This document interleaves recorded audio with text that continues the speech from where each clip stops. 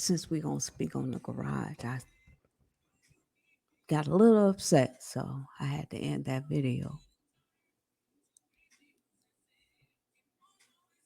But I'm going to start this one. My name is Tanya, and I'm back. This is going to be short and sweet. I just want to get some points across. Let's start the video.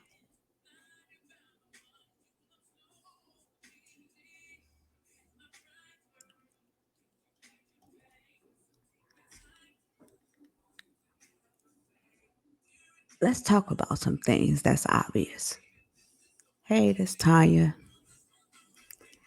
and I'm back with this garage situation. Let's talk about some things that's obvious. It's obvious Amaya has on a purple bonnet. It's obvious Amaya is bouncing two balls. It's obvious Amaya has no shoes and socks on. It's obvious.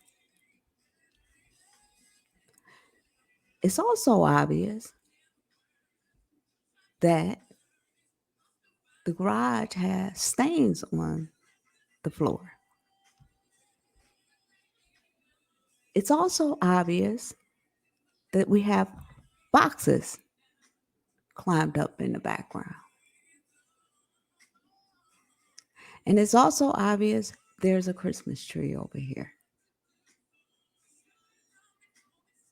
It's also obvious there's bicycles out there.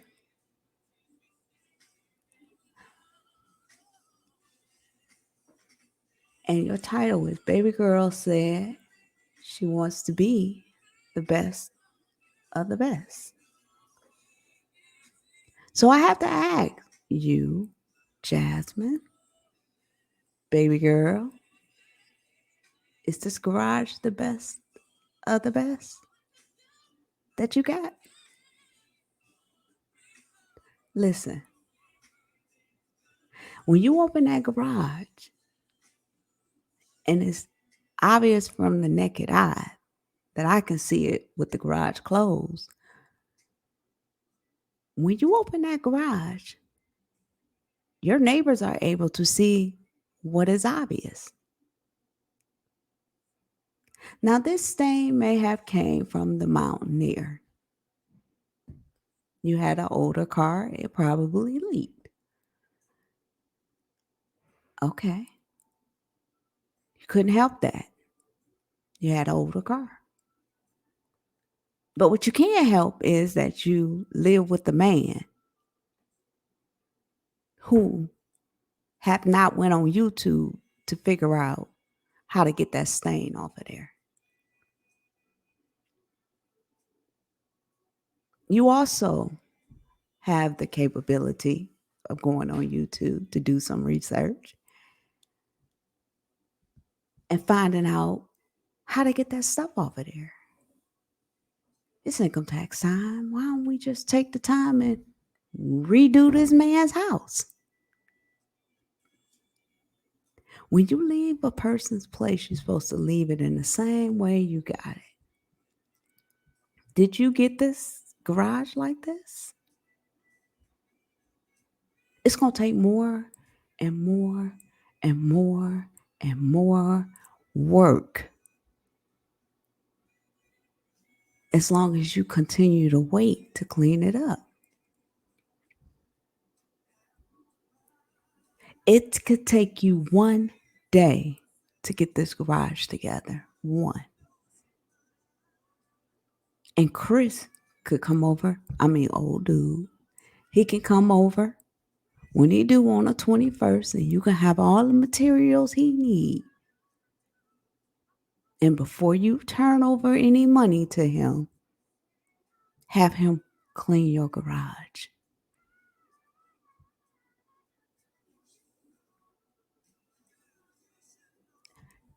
Miss Cheryl, you know like I know what's going on over there in that household.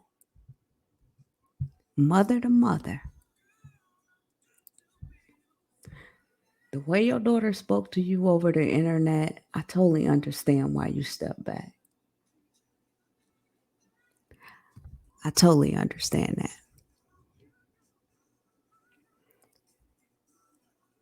I'm going to need you, Miss Cheryl, to make some demands and set some dates that those demands are fulfilled and mean it. You come over there and see this house for yourself and make a demand. You've prevented her from having child support cases, not child support, CPS cases all these years. I'm pretty sure you know how to get one.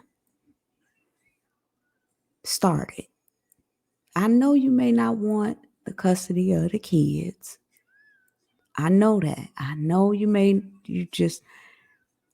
didn't do it with them, and you're probably not going to do it for your grandkids. So I understand. I understand that it's going to break your heart. But see, I'd rather your heart break now over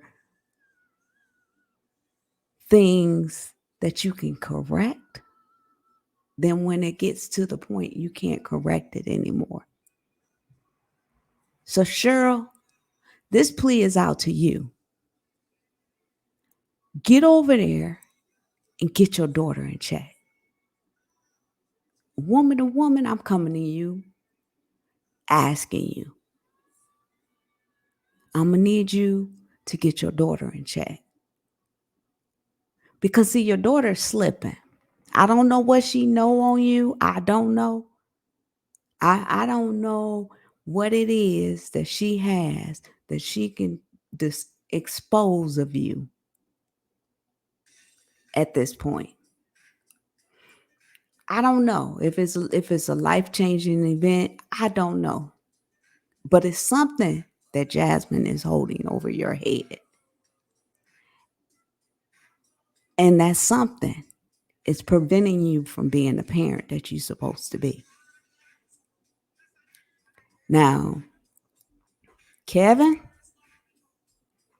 you say that's your daddy's girl. I just want to know, where you at? Where you at, bro? Your daughter dating a pimp.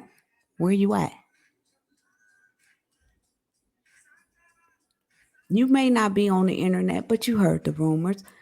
Where you at, Kevin?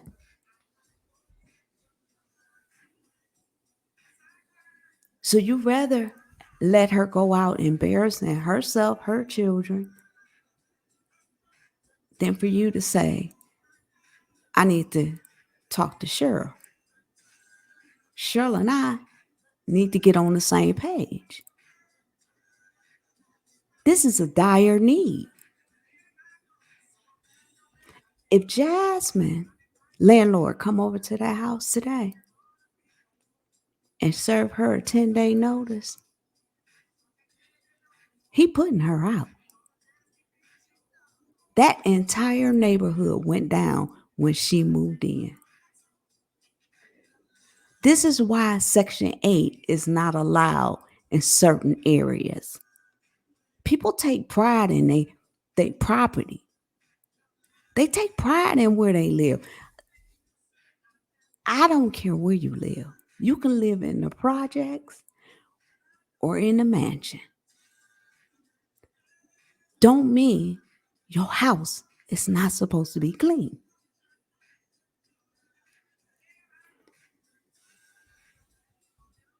These people around Jasmine, first of all, the neighbors are talking, okay? They are all talking about this homegirl. We'll call her homegirl. We're talking about this homegirl on the street when she moved in. Look at that old car. Oh man, she got a lot of kids. They already discriminate against you because you got kids. But yet and still, you sitting up here and you got your child out here on this filth. I'm mad at Cheryl and Kevin on the background. I'm mad at you about Amaya feet. You are not protecting your children's feet. What is wrong with you? They need their feet. My grandmother used to say, you better cover up your feet in the wintertime because Uncle Arthur gonna come and visit you. Cover these girls' feet. Isn't that an old wise Southern tale? If you go barefooted and stand and eat on your feet, that your feet will be blown. I know I heard that somewhere. I don't care what size shoe they wear. Cover their feet. Those are girls. They shouldn't have rough feet.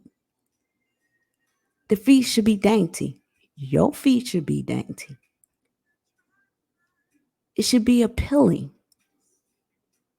Protect their feet.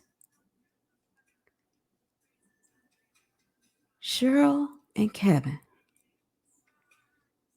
I need y'all to get on the phone.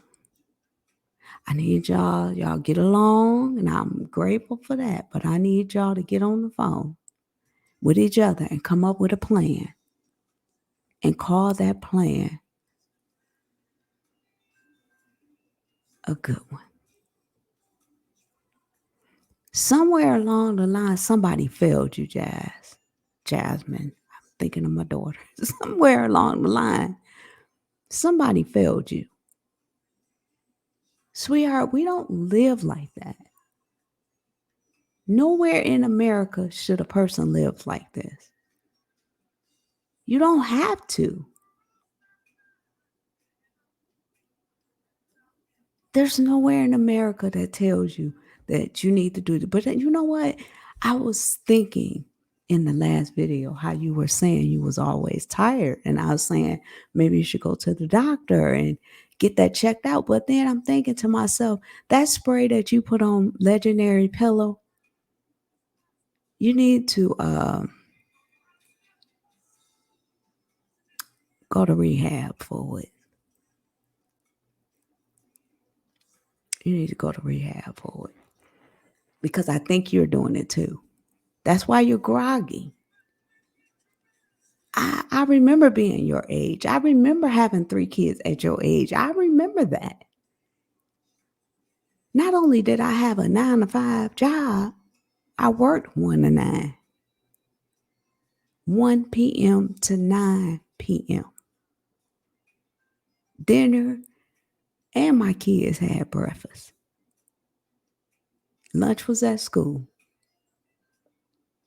So I'm not understanding how you can be so tired. You have no energy to go visit your grandmother. Girl, I wish my grandmother was living. I was over her house every day.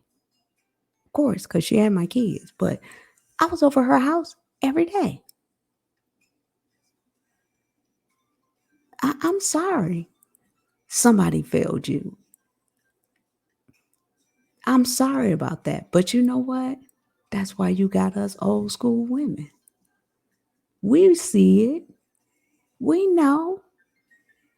We don't want to talk about you. We want to hold you and embrace you and teach you how to change. But you got to be open to change. If you're not open to change, we won't see progress. But you have to be open to change. And change is a whole mindset, sweetheart. It's not an overnight process. It's something you're going to have to work on. You may not have had I think you said you was on some program or whatever while you was in school and it got you into college or whatever. You may not have been at the speed of everybody else. Let's just say it like that. You may not have been at everybody else's speed when it comes to education. But some things in life are supposed to be taught from home. And one of the things that should have been taught is clean. Just clean. We are in March and you still got your Christmas tree. You still got it sitting over there. It ain't put up yet. We 3 months into a new year. Let me tell you something. When I was growing up, we were told if your Christmas tree wasn't down before New Year's Day, you taking the old year, bringing it to the new year. That's why you on New Year's Eve, your house supposed to be clean. You're supposed to take time, clean your house. You're supposed to wash all your clothes. It's just an old wise tale. So you literally took Christmas into a new year. 3 months. 3 months that tree has been sitting there. And you go in that garage and you work out. And I bet you open the garage while you doing them steps. Why little bit is in the bed on his spray medicine.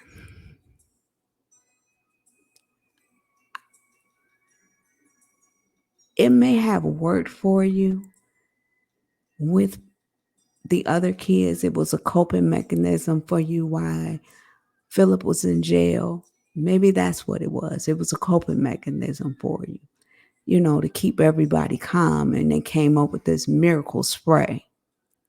And you just been head over the heels about it. But you ain't been talking about it on the internet no more ever since the internet started tearing you up about it. But it didn't mean that the action didn't stop. It just meant not to show it again. So what I say to you is maybe you need a little rehab. It is a drug. You're addicted. And you need to get help. You just got they got them meetings and stuff all times of the day, all day long. Find one in your area. Just walk in. Just take Legendary in there with you and walk in. Ask somebody there. They don't know you. You don't know them. So it ain't like they can say, "Ooh, this chick came in here and said this and said that." No, just go in there because they ain't supposed to. Everything about that is supposed to be anonymous, which I greatly appreciate. But once you walk in there, they're there to help. So go into an NA meeting around you. Secretly find out where it's at. Don't tell nobody you're going, including Tierra. Don't tell Tierra. Don't tell nobody because then it'll go over the internet when they fall out with you. So I'm going to teach you a lesson. Walk into the NA meeting and just stop one of the counselors.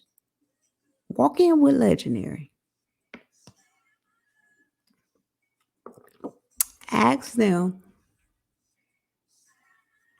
Just tell them.